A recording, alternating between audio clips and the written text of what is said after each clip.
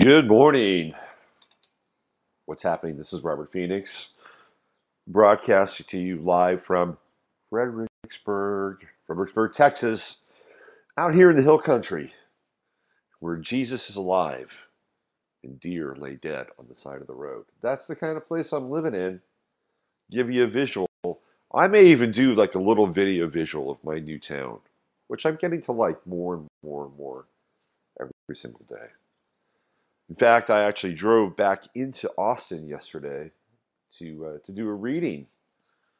I had a client that was in Austin and had made a couple of civilization runs while I was at it, and it felt odd. It's like I don't know if you've ever. Well, we've all moved, and I've been away for what 5 days now, but it was strange because when I drove back through the area that I'd lived in, it felt like I wasn't there anymore. It was a really fascinating feeling. It was like, oh wow, look at the old place. And I've only been gone for 5 days. It's Space time is a trip, isn't it? It's really a trip. Speaking of space time, I was I was out at a restaurant on Saturday night, and I was with my GF, and we were sitting down at this restaurant here in Fredericksburg. It's a nice place. I'll give you the lowdown on the food in Fredericksburg. They need to try a little harder because the place is so quaint and they have so many people just coming through and they all need a place to eat. It's almost like shooting, fish in a barrel. It's easy. You have a captive audience here. And so what happens with the food here is that people tend to be a little on the lazy side with the food. I mean, it's not bad, but it could be better. And so what they do, and I've noticed this, is that they focus on the actual ambiance or the setting of the place. Let's make it really nice. Like I went to this airport diner thinking this is going to be cool. They got a little airport here. They got a diner. You walk into the diner, man, it just reeks of 1950s. Red, red stools with the red little you know leatherette stools at the bar. They're not even leatherette. What are they? Vinyl, red vinyl stools at the bar. Lots of chrome, lots of checkered flags, black and white. Perfect representation of a 1950s diner, and the food is really mediocre. And it's like, yeah, this is a great kind of cool place. You're at the airport. It's got a nice ambiance, nice like. Go try a little harder with the food, okay? So we go to this place on Saturday night. Same deal. In fact, the restaurant's owned by the same person. It's called the Herb Farm, and you walk in and you walk up to it. It's beautiful. There's plants, there's flowers. My God, it's like this natural setting. It's tranquil. It's peaceful. You can go there and get a massage. I'm thinking, wow, what a little oasis. And they actually have a restaurant there, and they serve drinks and wine. And we sit down, and all of a sudden, I have a deja vu. And the deja vu is that we leave that restaurant. And it's like, it's very strange. It's like, I'm having a deja vu. The deja vu, we actually get up and leave. She started cracking up. Well, here's what happened. The service was terrible. It was like incredibly slow, and we're sitting there, and people that got sat like 10 minutes after us are actually like, into the rhythm and the flow of their meal. I mean, they've got their bread, they've got their appetizers, they've got their drinks. I mean, they're off and running. We're just sitting there waiting. And I ordered a libation. I ordered a gin and tonic, and the drink comes, and the tonic is as flat as the earth. I'm just kidding. It was flat. But I was like, man, this is a terrible drink. And she said, okay, let's go. Let's get up and go. So we did. We got up and left. And we took off. And my deja vu became more than just a deja vu. It became something quite real. It's very interesting, to say the least. Then my last day in Austin was it was funny. This is when I was dropping off my keys. So I went to Fry's in North Austin to pick up a few things, and there's this minivan that's creeping through the parking lot. And it's like, what are they doing? Where are they going? And so they creep past this one space. I'm like, okay, I'm tired of the creeping. I got things to do. I'm gonna swing in behind them. I'm gonna get this space that they just went past. And I get into space, I get out of my car, and there's this old dude with silver hair and a baseball cap and round sunglasses. And he gives me the middle finger. He's sitting in the minivan, obviously. And I look at him, I said, "What's your problem?" And he says, "Fuck you, old man." Says, "I could come out there and kick your ass right now, old man." And look, I certainly look a little advanced here. My hair is quite silver at this point. This guy was he was older than me, okay? So I said to him, I said, "Hey, have you looked in the mirror lately? Because you're a little bit older than me. I'm just letting you know right now." And he says, "I could still kick your ass." I'm thinking, what do I do with this guy? You know, and I just said, you don't want to do that. You don't want to go in this direction. And I took off, and it was just it was like that was one of my last interactions in Austin. Was with creepy old middle finger baseball cap. Used to be a badass, trying to be one today guy. It was funny. We're going to talk about the Austin bombing today, do a little follow up on that. And we're going to get into Facebook, what's happening with Facebook. But I wanted to bring something, I like bringing in comments, you know? And I got a comment yesterday on yesterday's show. And this was from Terry. And Terry's a pretty steady listener. And this is what Terry had to say about yesterday's show. He said, "I like how you are rational, logical, and calm. Also, you do extensive research. I just watched a vid by Undoomed." Apparently, Undoomed is somebody who's a channel. "I don't disagree with the dude, but his delivery is shrill and has much in common with the methods utilized by MSM. He uses excessive mockery and the use of value words such as idiot, moron, etc., which are an insult to the intellect of the viewer. Strangely, this cat has over 10 times the number of subscribers as yourself. Rather than relative quality, I believe that is an indication of the addiction of the viewing public to hysteria. You lack hysteria, and that's good. Maybe I should be more hysterical. Maybe I should be more hysterical, more cynical. And I have a cynical streak, don't get me wrong. I can tap into that deep vein of cynicism if I want to. But once we go down that cynical path, there's no turning back. You know what I mean? I can tap it every now and then if I need to, but I don't want to spike drill it, if you know what I'm saying. But maybe I should be more cynical, or maybe I should more, or at the very least, maybe I should be more shrill. Maybe I should use the word moron and sheeple and idiot a lot more often in my screeds, in my rants. Yeah, so this is a really interesting, it's like this is an interesting question that Terry brings up. We're not even a question; it's an observation that Mr. Undoomed has 10 times. Well, first of all, I don't do video, and I keep dancing around the video thing. It looks like I'm going to do the tango soon here once I get my studio set up in this new apartment. I think video has a lot to do with it. I've just been an audio guy. I like audio. I like listening to people. I don't always want to have to be fixated on an image, to be quite honest with you. When I first started doing the live streams on YouTube, I did them in almost three-quarters light. So I was nothing more than a shadow. It's like now I do the video live stream in full light. But I like the voice. I like to listen to things.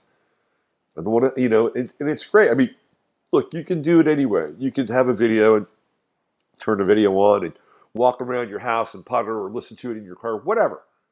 Whatever. I mean, that's an option. You don't have to look. You can just listen. But by just listening, it takes away that option, which means that you're really going ear to ear. And there's something about ear to ear that is more direct, in my estimation, and compelling than eye and ear together, because you can get lost in the image a little bit. And but I get it. I get the image thing. And if I want to get more viewers, and I'm gonna have to go video, and that's just the way it is. A long time ago, I had a reading with a psychic in Seattle, and it was one of the more interesting readings that I've had. And this woman was very serious. She was really serious, and I thought she was good. And she gave me a rundown of myself and my prior incarnations. And she said to me that you've had past lives where you were in India. She said in India you were a great teacher. Of course, my ego was like, oh yeah, I like that. I was a great teacher in India. And rubbed my hands together. So, but there were other teachers who were not as good as you, but were more popular than you. And because I didn't have a huge ego, I let my students go to the lesser teacher. And she came up with another lifetime where I was a great general. But other generals got the credit and used my war plans or my strategies or whatever. And when Terry sent this comment yesterday to the channel, I thought, this came back up into my head. I'm like, wow, this is interesting. I hadn't had that conversation about that reading for years, but it came up yesterday. So I guess it's time for me to become more shrill and elbow my way into the marketplace. Right? Move aside, you assholes. I'm here. And I'm here to point out the moronic idiocy of the times we're living in. And if you don't like it, then you go back to sleep with all the other sheeple. Bill Cooper was good at that. He had no problem calling people sheeple. I've been listening to a lot of Bill Cooper lately. The old stuff, uncut. He was ahead of his time. Bill was a bit of a narcissist. I mean, you can't do this though unless you have a touch of narcissism. I'm sorry. That's just the way it is. He also was mistaken about money and resources, and that was his downfall. Bill liked being poor. He liked being the underman. He liked being the underdog, and I think that was part of his issue. That and the fact that he was eluding U.S. Marshals for about 2 years, who were trying to slap him with some income tax stuff.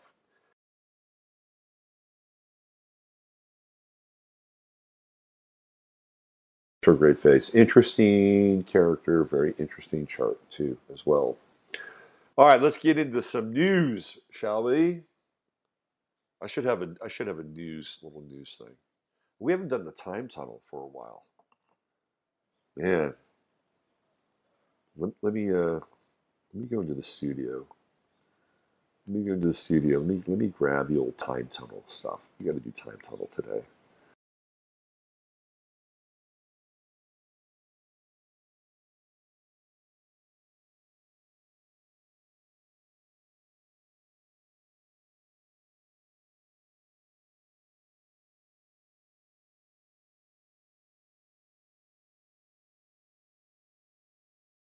I'm not crazy about the internet at my place.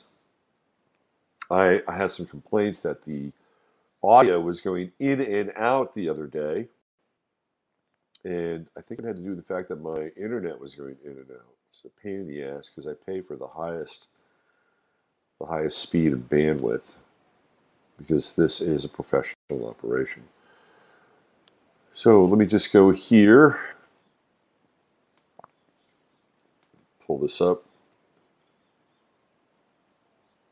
So we got March 22nd. Hey, happy solstice or equinox to everybody out there. Coffee's still just kicking in, by the way. I got up late today. Man, that drive was, and I did basically 4 hours worth of readings yesterday. Takes a lot out of a man. Okay, so let's get into some news here.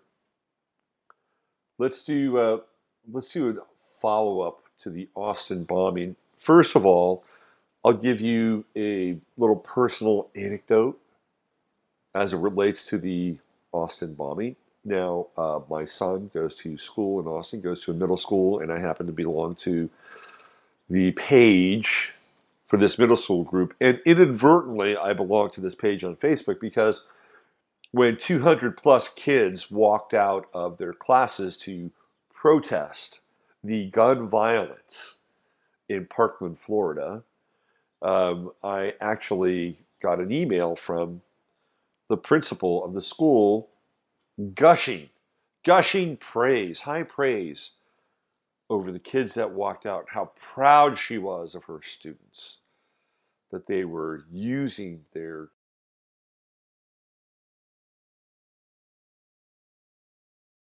votes to walk out of class and go down to the track and have a symbolic protest. I wonder if they raised their fists in the air in defiance. Anyway, I got involved on this Facebook page because what did I do? Of course, I railed against it. Not a fan. Kids should be in school, learning. Oh, but this is a learning experience. This is a civics experience. No, it's not. I would venture to guess that 90% of those kids don't even know what amendment they'd be protesting against. Because for all intents and purposes, they really don't teach American history or civics in school anymore. And if they do, it's the light touch approach. It's the bullet point approach. So commending them for their civic pride and civic duty when they probably can't even muster up 90% of the information needed to understand the backbone and the underpinning as to why they're actually able to do what they're doing in that moment, even though they really don't have a say in our world, because 13-year-olds can't vote, last time I checked. Unless, of course, they're going to lower the voting age, which they might at some point, by the way. They may lower that voting age. If the Democrats get in, anything is on the table. Anything. We could see the voting age getting lowered to 16. I'm not kidding you. Because the numbers are there and they are grooming the disaffected youth. They're grooming them. They've been grooming them for a long time. They groom them from the day that they walk through that door in kindergarten when they're 5 years old. That's when the modification, the social modification begins. And they groom them right along. California now, they're teaching as young as the first, second, and third grade. They're now teaching LGBT studies. They're talking about how to sodomize now in elementary. I swear to God, this is happening in California. I swear to God. California's education system is being taken over by the LGBTQMRZY faction. And of course, when California voted, first of all, California voted against gay marriage. And the people that were for gay marriage were pissed off. They said, oh, well, foreign money came in. Oh, this was Mormon money from Utah that came in, and blah, blah, blah, blah, blah. The people spoke. They said, no, we don't want gay marriage. No, we don't want to normalize this. We don't want to recognize this. And then what happens? Well, a gay activist judge comes in and overturns it. He overturned the vote. And this happens quite frequently in California, by the way. I remember when we voted against, what was it? It was about car insurance. It was a big deal.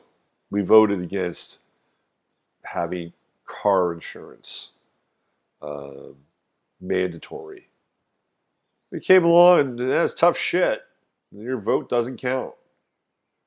You have mandatory car insurance. Of course, the car insurance companies love that. Auto insurance companies love it. I have a bizarre theory about auto insurance. You ready? You ready? Here it is. My bizarre theory about auto insurance is that if nobody had auto insurance, everybody would be a hell of a lot more careful. Don't you think? I mean, think about that. If you don't have any, because in the back of people's minds, whether or not they're actually thinking about this, they're thinking, oh, I'm insured. I'm insured. But if you weren't insured, how much more vigilant would you be? You'd be a hell of a lot more vigilant. Absolutely. And accidents would happen and you'd have to deal with them. That's just the way it is. Am I right? Same thing with health insurance. But if you didn't have health insurance, how much more vigilant would you be about your health? A lot. A lot. So maybe that's too radical or too extreme. Maybe we need a little tiny cushion. Little tiny cushion. Not much though. Not much. But maybe it's an either or proposition. Anyway, California, we voted. Hey, we don't want to have mandatory car insurance. You're telling us what to do. Sorry. Well, that's what they did with gay marriage. Now, once gay marriage took place, of course, the LGBTQZYXMR lobby said, don't worry. We're not going to go into your schools. We would never do that. This is just for us and our being able to be as miserable as everybody else who gets married. Okay, so don't worry about it. Of course, what happens now? Well, Gwendolyn, let me tell you about sodomy. Sodomy is another form of sexual gratification. And we talked about sexual gratification yesterday, right? Who can raise their hand and tell me about sex and what sex is? It's going on, right? So it's gone from, oh, don't worry about it. We're not going to go in there. We're not going to teach your kids. We just want to get married. And we just want to have shared benefits. And we want to be able to get divorced just like everybody else too. Bullshit. And this is what happens. You know, it's the pat on the back. Don't worry. We're not going to take your guns away. Don't worry. Everything's going to be just fine. And the next thing you know, snatch! Famous last words. We cannot accede our rights. We cannot accede our rights under the guise of some form of tepid compromise. It's just the way it is. People, for the most part, look, I'm blessed.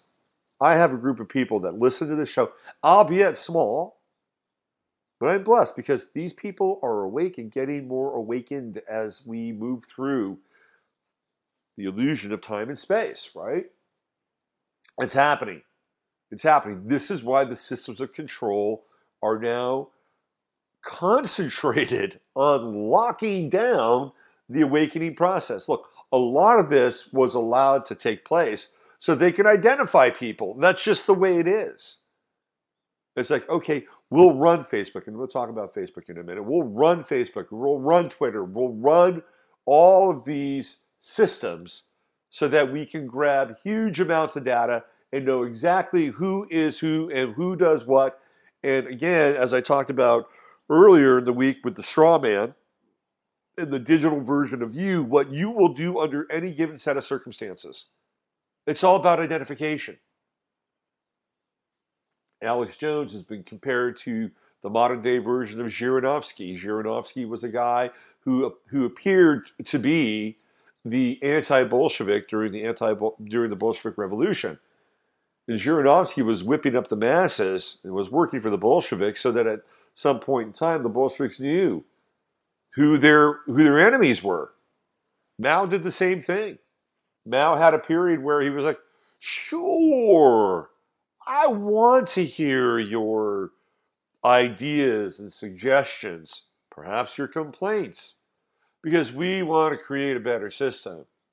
What did the people do? Well, the intellectuals said, well, we need this, and we need this, and we need this, and we don't want to have this, and we don't want to have that.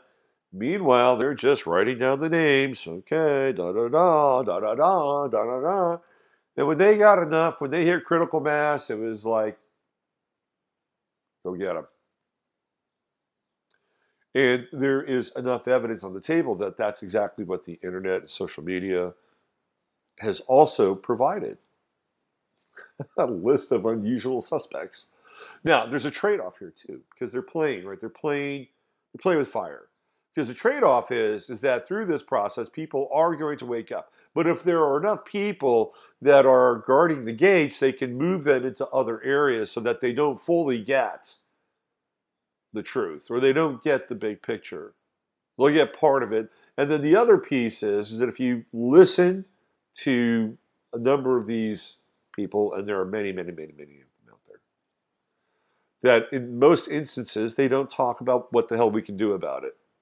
Okay, this is a big piece because for the most part, we are again disconnected, disenfranchised, but linked in through these systems because somebody on the other end is voicing an idea, thought, or opinion that you can resonate and relate to. And there's nothing wrong with that. There's nothing wrong with that. I think it's an important part of the process. Important part. The big challenge here is what do we do? Because 5G is coming, and I'm going to have to devote a lot of energy now to 5G, and 5G is a killer network. 5G is one of the worst things that's going to happen to humanity. I'm telling you. It's part of Uranus and Taurus. And, they're going to try to roll this 5G thing out. People, they don't know. All they know is it's going to be faster and more efficient. That's all people know. And that's all people will care about. Oh, wow, well, will this be faster and more efficient? And guess what? My cell phone bill will go down $15 a month. And that'll be the deciding factor. Anyway, I don't want to get lost in the weeds with 5G. But we're going to have to come up with some solutions. And part of my solution is I moved out of a big city.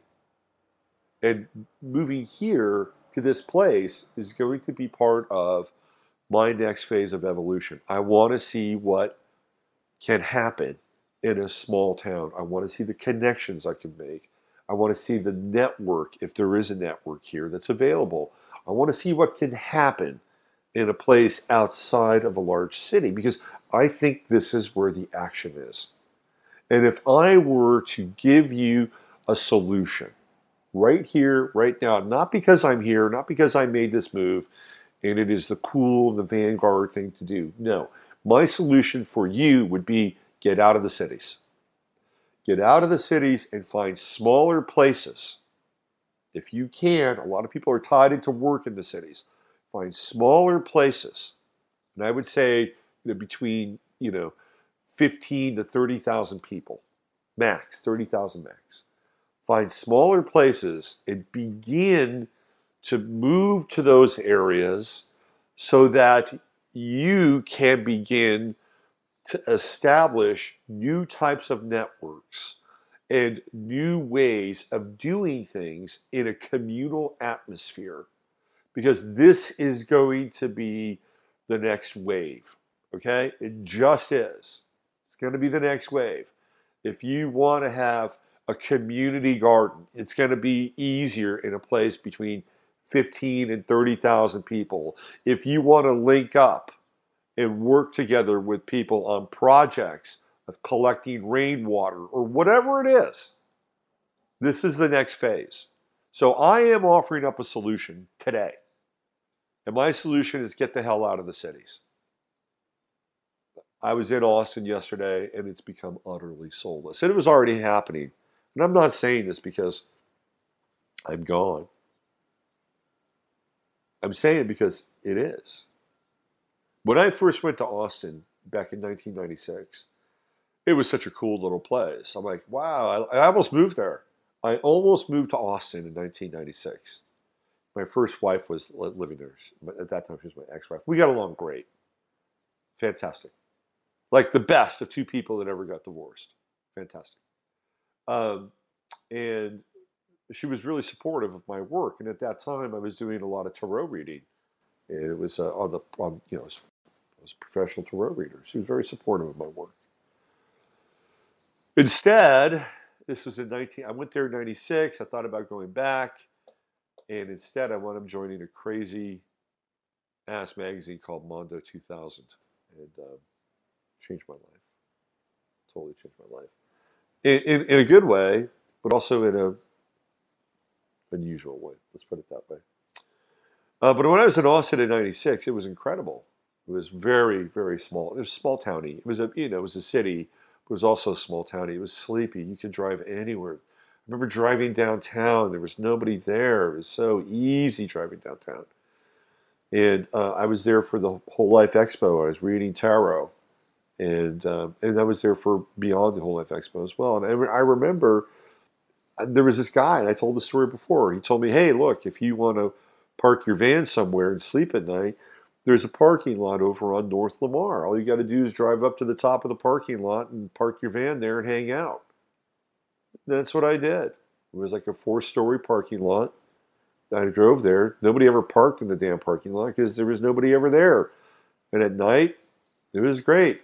There I was on the top of this little parking lot. You know, the pavement was still warm from the rays of the sun during the day. I'd open up the back part of my van. The air was cool and nice. This is all pre-chemtrail too, by the way. I mean, there have been chemtrails going on a little bit before, but this was 1996, before they pushed the chemtrail program into high gear. Opened my door in my van, nice summer air coming in. It was beautiful. That is not the Austin that exists today. It's not. So, my solution, think about the quality of life where you're living. Maybe you want to readjust that and do something different and find like-minded people. I'm going to try it here. I don't know. I may be a bit of a heretic for this area. So anyway, going back to this school thing, there were people posting on the message board. And they were, how do I say this? Very concerned about the safety of their children. Who's leaving their kids home today? Who's keeping their kids home today? Well, there was a bomb that went off not far from the school. Well, that's not true at all. The bomb for this, whatever it was one of those simulators that I was talking about. And it went off at the Goodwill down on Brody and Cannon, which is a ways away from the school. Trust me, it's not that close. But the fear quotient on that message board was pretty high. And they're all talking about leaving their kids home.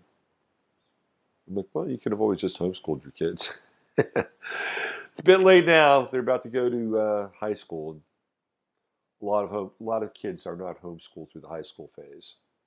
They actually wind up being sent back into the pack for some form of social integration. Anyway, it was fascinating to watch the dialogue take place. I'd never keep up. Well, I don't know. I'm not going to go there. I'm not going to go into what I would or not do with my kid. That's not really part of the equation these days, anyway. Um, but I thought it was interesting the amount of fear that sprouted up on those message boards. Well, it was on that page on Facebook. So, what about the Austin bombing? What do we know? Let's follow up on it. Very bizarre. We have one picture, Mark Anthony Condit. I did a search for Mark Anthony Condit. I did a search on Intellis. Not a lot of information. 23 years old. And he is white. We know that much about him. And there was a house in Pflugerville, which is north of Austin. And I'll read you. This is the public pablum served up by CNN. Inside the bomb-making lair. Ooh. Federal agents searched for hours the home that Condit shared with at least 2 people. SWAT vans, robots, and dozens of others in tactical uniforms flooded the streets of Pflugerville, an Austin suburb of about 50,000 people. Inside a room, agents found components for making similar bombs to the ones that exploded in the past weeks, said Fred Milanowski, special agent in charge of the Bureau of Alcohol, Tobacco, Firearms, and Explosives in Houston office. Agents did not find any finished bombs on Wednesday, Milanowski said. The devices that exploded in Austin and near San Antonio were pipe bombs with batteries and smokeless powder.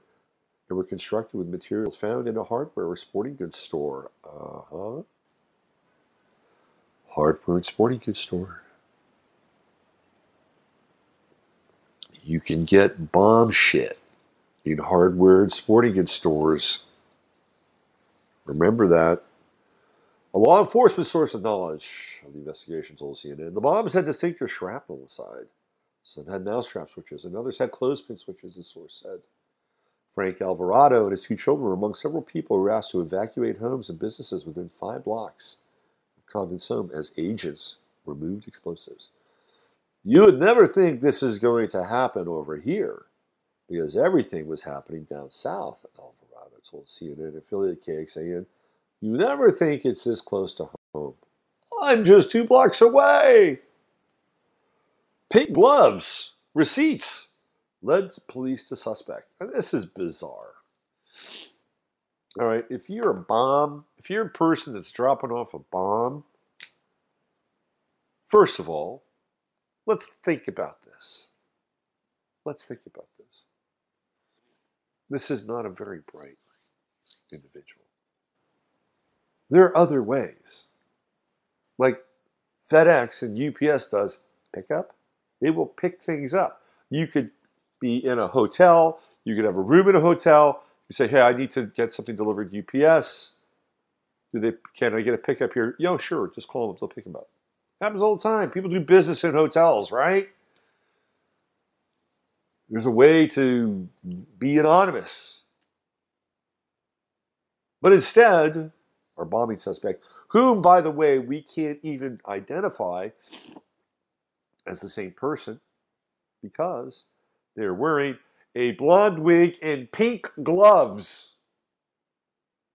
Now, if you're the person that is at UPS or FedEx or wherever it's happening, here, I'll read this to you.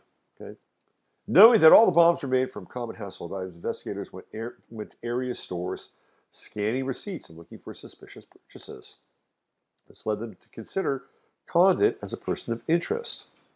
Until surveillance footage from a FedEx store south of Austin captured a man in a baseball cap, blonde wig, and pink gloves bringing 2 packages to the store. Can you say sore thumb? Police say that they used that as the final piece to put all this together. Really, in the past 24 hours, Tony Plahetsky, an investigative reporter for the Austin American-Statesman, told CNN's New Day investigators used cell phone technology Tuesday night to track Condit to a hotel in Round Rock, about 20 miles north of Austin. There, they spotted his vehicle. Police and federal agents surrounded the hotel but didn't move in immediately. They wanted to wait for the backup because they were dealing with a suspected serial bomber. What his roommates do. Condé's two roommates were detained and questioned by police as investigators tried to determine if he acted alone.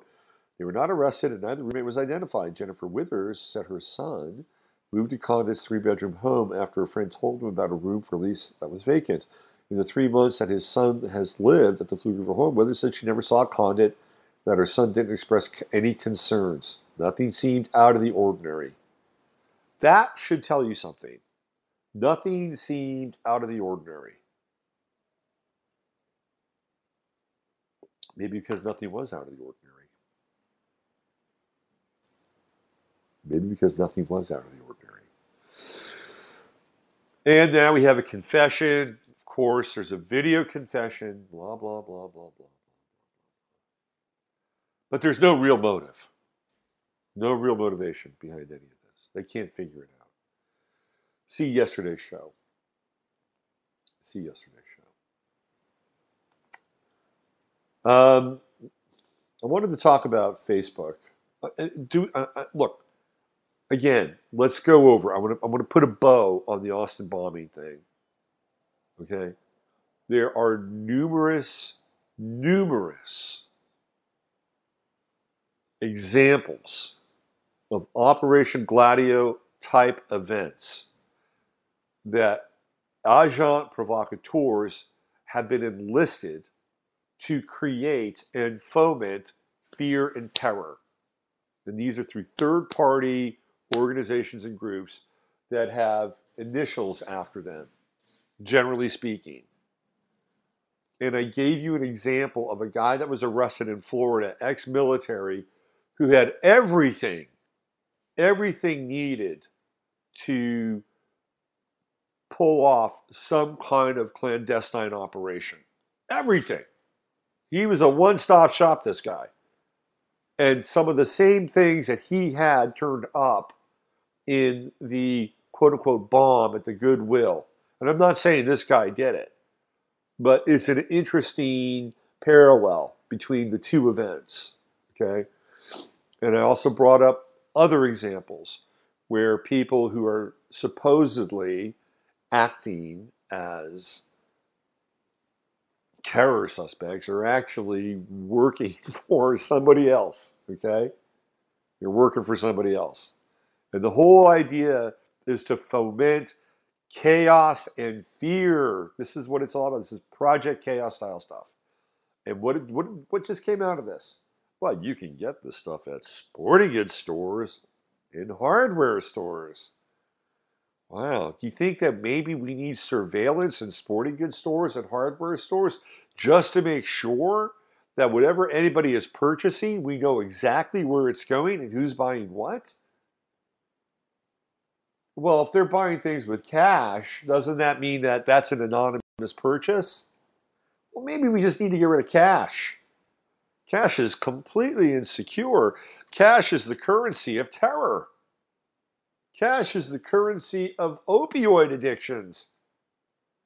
If we're going to have some form of transactional record and transactional analysis, we need to be able to track that from the moment somebody purchases something.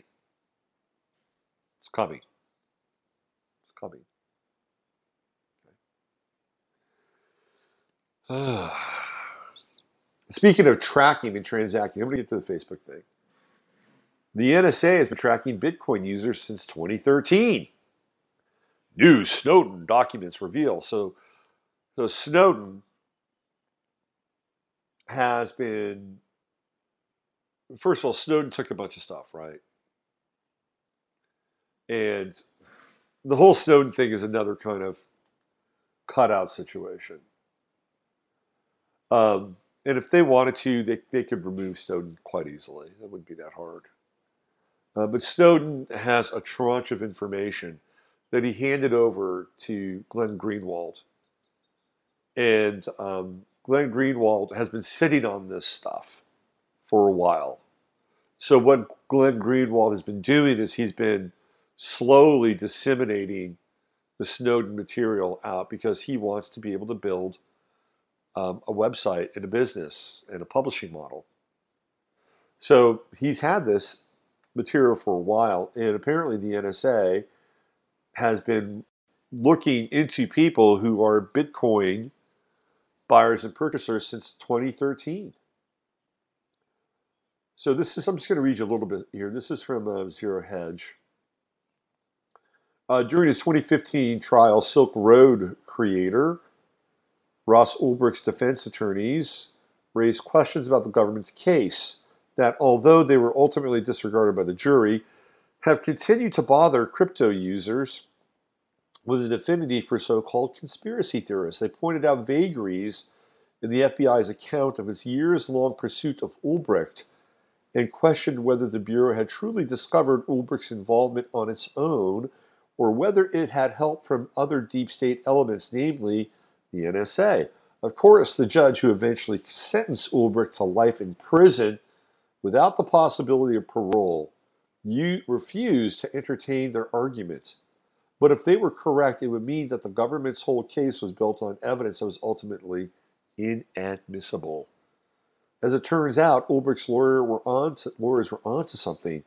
In a blockbuster report published Tuesday in The Intercept, that's Glenn Greenwald's publication, online publication, reporter Sam Biddle cited several documents included in the massive cache of stolen NSA documents that shows that the agency has been tracking Bitcoin users since 2013 and has potentially been funneling some of this information to other federal agencies. Or as Biddle puts it, maybe the conspiracy theorists were right. Here is the quote from the piece.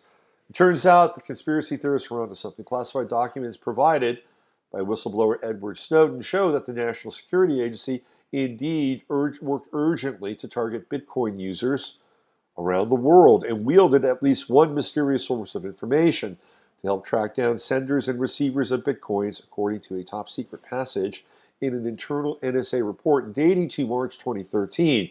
The data source appears to have leveraged the NSA's ability to harvest and analyze raw global internet traffic while also exploiting an unnamed software program that purported to offer anonymity to users, according to other documents.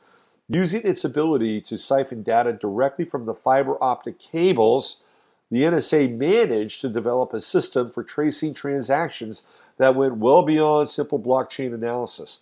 The agent relied on a program called Monkey Rocket, a sham internet anonymizing service that, according to the documents, was primarily deployed in Asia, Africa, and South America with the intention of thwarting terrorists. The documents indicate that tracking down Bitcoin users went well beyond closely examining Bitcoin's public transaction ledger, known as the blockchain, where users are typically referred to through anonymous identifiers. The tracking may also have involved gathering intimate details of these users' computers. The NSA collected some Bitcoin users' password information, internet activity, and a type of unique device identification known as a MAC address. A March 29, 2013 NSA memo suggested in the same document analysts also targeted tracking internet users, internet addresses, network ports, and timestamps to identify Bitcoin targets. The NSA's budding Bitcoin spy information operation looks to have been enabled by its unparalleled ability to siphon traffic from the physical cable connections that form the internet and ferry its traffic around the planet. Now, if you go back to, what was it, around 2009, the big story that broke in 2009 is that the NSA had set up these, how do I say this? These small servers that were connected to Verizon centers, Verizon call centers, right, where data was actually being transmitted from caller to caller to caller, right? So they're going through the Verizon digital fiber optic network. And so what the NSA did is they set up their own servers and basically were linking in physically to the servers that were at Verizon. And the data was coming through the Verizon servers and it was being ported off into the NSA servers as kind of a duplicate route. So it was still getting to the Verizon servers, but it was also being funneled off into the NSA servers. And they found these computers. And the NSA had done a deal with Verizon in order to have this done. So this has been going on for a while, pre-2013. So for all you Bitcoiners out there who are into the anonymity of the process, sorry, but your cherry just got popped. And I believe that they can get into the blockchain. I believe so. Again, we have to think about things in a way that perhaps might be a little paranoid, perhaps might be a little bit different. But what if the Satoshi guy, whoever Satoshi has created the blockchain, and this person is working for DARPA? Again, I'm just throwing this out there. Maybe, just maybe, there'd be a tiny, tiny, tiny little back door in there. Maybe, tiny little back door. You have to consider these things. Now, I am not a crypto expert by any stretch of my imagination, I know a little bit about cryptos, just a little bit. I got to get Eric Roth on to talk about cryptos. He's far more knowledgeable. But I would assume that there would have been something in place, just like how the internet was created, right? The internet was created by DARPA. It was created by DARPA. The internet was created. It was the tool of the military-industrial complex. That's where it was started, and then they decided to turn it loose for a number of reasons, many of which were about data gathering. And there are backdoors and trapdoors and all kinds of stuff everywhere. Look, Randy Moggins is going through a hellish process right now with Off Planet Radio. Maybe I'll get Randy on the show to talk about what's going on with what they're doing with his website and using IP addresses to hijack it and go dark web on stuff. We're in a really strange time now with the internet. And with Uranus and Taurus coming, guess what? They're going to want to have fixed parameters on Uranian sets and data sets of information. Fixed parameters, which means whatever phantom days of the internet, phantom anonymity of the internet, they're coming to an end. It's going to come to an end with Uranus and Taurus. Trust me. All right, let's go into Mr. Zuckerberg here. This is from RT. Zuckerberg lost $5 billion in a day following the Facebook scandal. Of course, we're talking about Cambridge Analytica and how Facebook allowed them to use user data for their program, which they can do. They can enter an agreement and Facebook will sell them the data. Fine. What they can't do is then sell that data downstream to other people, which they then did. So it wasn't the fact that Facebook theoretically committed the crime of breaching anonymity. They do that all the time. It's part of their business model. The crime was committed downstream, but they were complicit. And they should have known, theoretically, that that's what Cambridge Analytica was doing. Again, I'll just read you a few paragraphs here.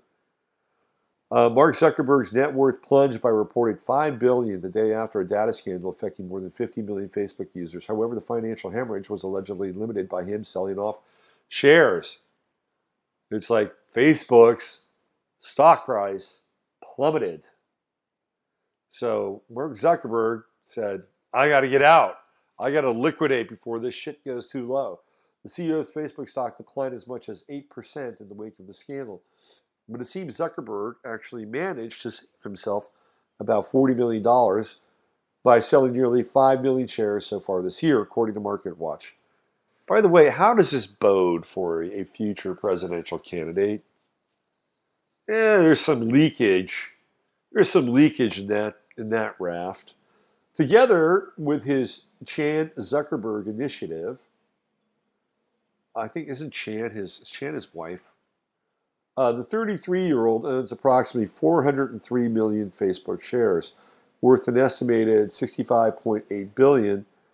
But by Tuesday, Facebook's stock as a whole had lost more than 50 billion from its market value. That's a lot, making the company's worst day in 4 years, reports Bloomberg.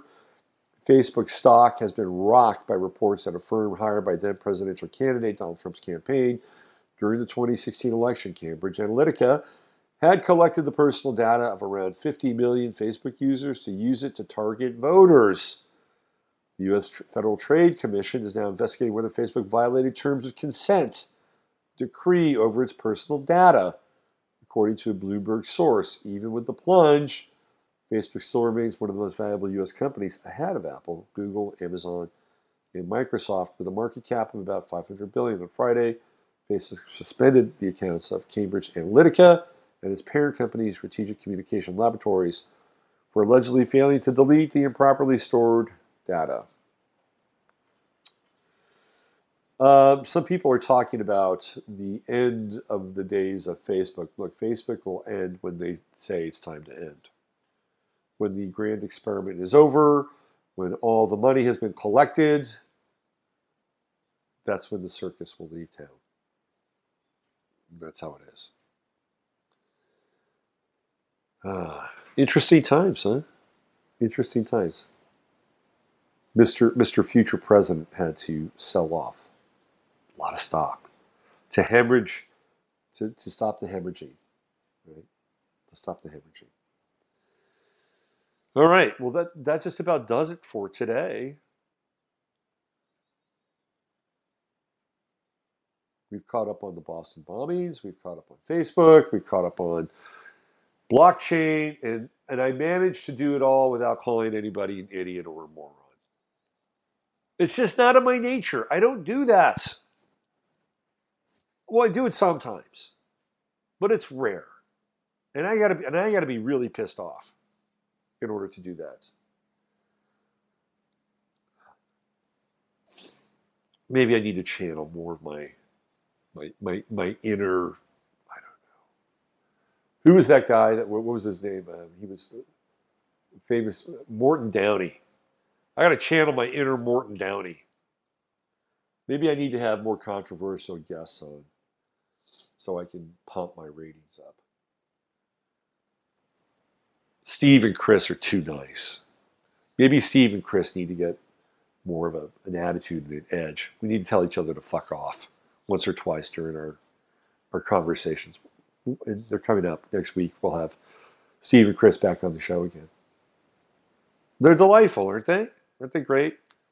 But maybe we should dedicate 1 minute of hate towards each other. You know? I don't think so. We're not going to open up that bag. Oh, we need to do time tunnel, man.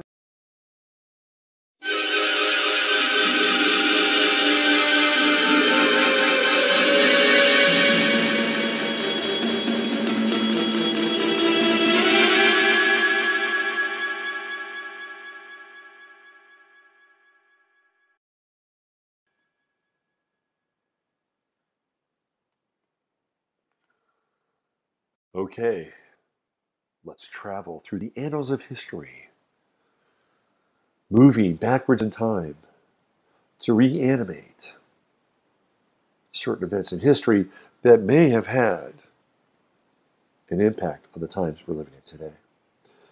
In 1620, here we go, 1621, on this day, the Pilgrims of Plymouth Colony signed a peace treaty with the Massasoit of the Wampanoags.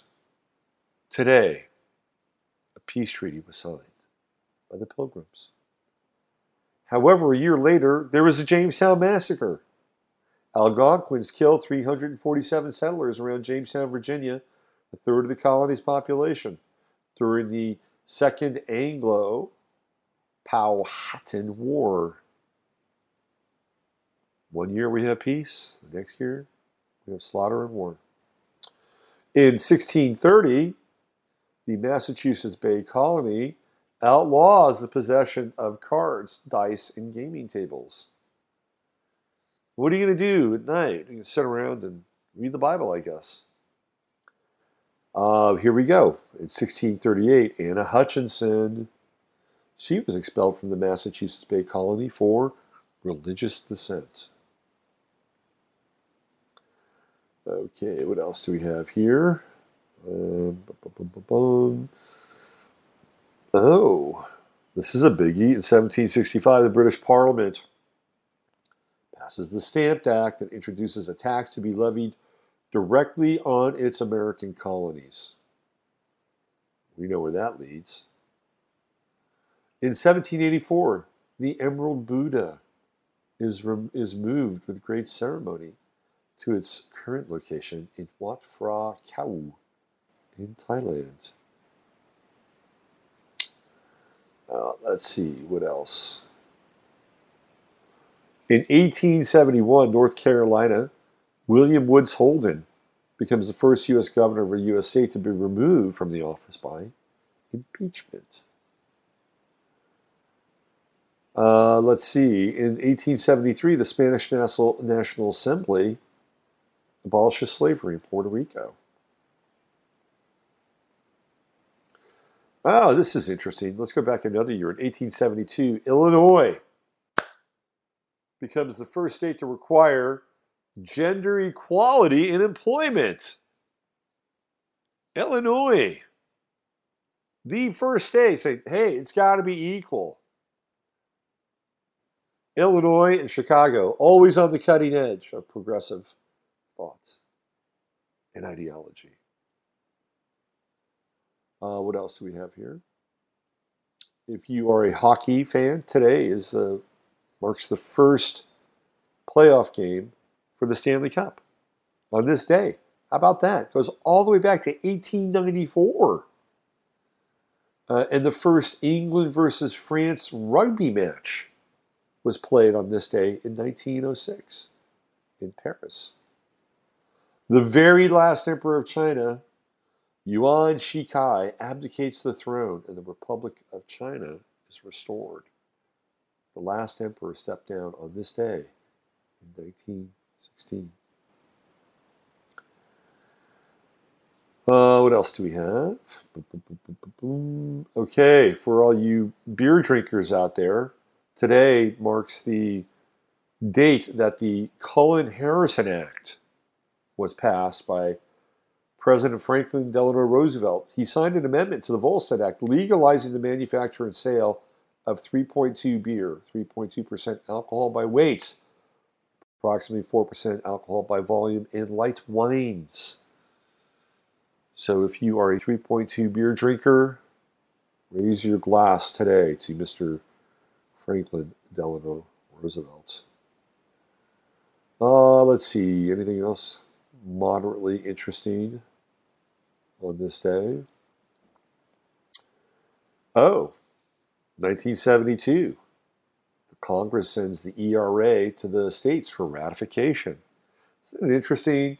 Illinois has the Gender Equalization Employment Act on this day, and then 1972, 100 years later. So Illinois becomes the first state to require gender equality in 1872, and in 1972, the U.S. Congress sends the ERA to the states for ratification. Interesting. Interesting. In Eisenstadt versus Baird, the United States Supreme Court decides that unmarried persons have the right to possess contraceptives. That was in 1972. So before that, this is kind of mind-blowing. Before that, if you were unmarried, you could not possess a contraceptive. Wow. How about that?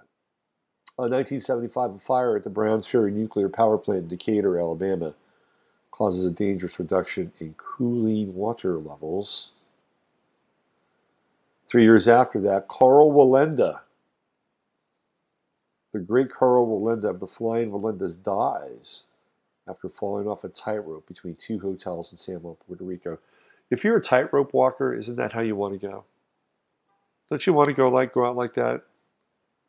Because at some point, you're not going to be able to walk across that tightrope ever again. If you've been doing that for the entirety of your life, there'd be a day where you would wake up and you'd say, I can't do that anymore. Whatever happened to tightrope walkers? I mean, back in the 70s, they were all the rage, right? Oh, look at this guy. Wow. We need more tightrope walkers. NASA's Space Shuttle Columbia was launched on this day. It was a third mission back in 1982. In 1992, U.S. Air 405, shortly after takeoff from New York City's LaGuardia Airport, it crashed, leading to a number of studies into the effect that ice has on aircraft.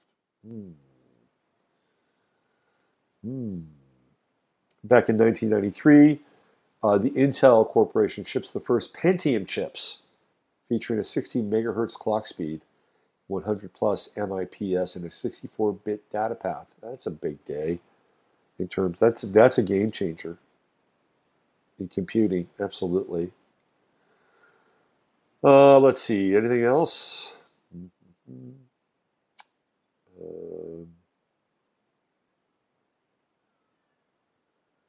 Last year, terrorist attack in London near the House of Parliament leaves 4 people dead and at least 20 injured.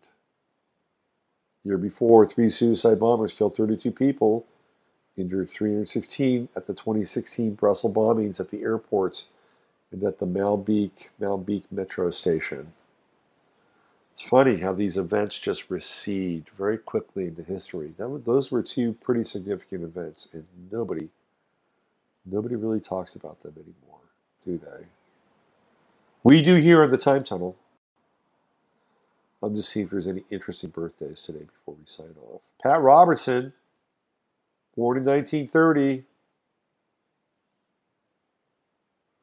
Hallelujah. Pat Robertson used to be a conspiracy theorist, not so much anymore.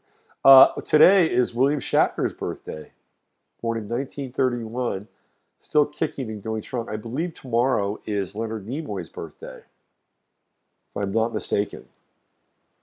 I've done posts on them before, and their birthday. John Hassel, the great American trumpet player, born on this day, 1937, known mostly for his work with Brian Eno. Bruno Ganz, one of my favorite actors, known mostly for his role as Hitler. He's born today, 1941. Oh, and the Canadian lawyer and academic Dick Pound was born in 1942. How would a parent think that would be a good name for a kid? Dick Pound. I say, why don't we name our son Richard, and people will call him Dick. And from that point forward, he'll be known as Dick Pound. My, wouldn't that raise a few eyebrows in certain social quarters? I say, in fact, I dare say they'll not forget his name. I think that's an appropriate name for our son, Richard Nee Dick Pound. So be it. George Benson, born on this day, 1943. Speaking of Eric Roth, so synchronicity time. Maybe I should have some synchronicity music.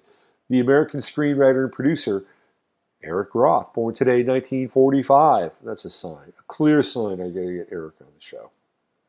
We got to talk about cryptos. Wolf Blitzer was born today, 1948. Andrew Lloyd Webber, born today. Also born, 1948. Bob Costas, one of my least favorite sports announcers, born on this day, 1952. Robert Bob Costas. Anybody else remotely interesting? As I go through the list of people born on this day. Reese Witherspoon, 1976, born on this day. Oh, one more. How about J.J. Watt? Give it up for J.J. Watt. Great American. Great American. J.J. Watt. All right. We got off to a late start. I apologize, but we've completed the cycle. Before we sign off here, we got to get some comments. What do we have here? Lynn says stay low profile. That's safer. Um, Steve says, fuck you, Roberts. There we go. There we go. Fuck you, Robert. Fuck you, Steve. Just wait till you get on my show. You're too nice. All right, let's bring the time tunnel back. Let's get back into the 21st century.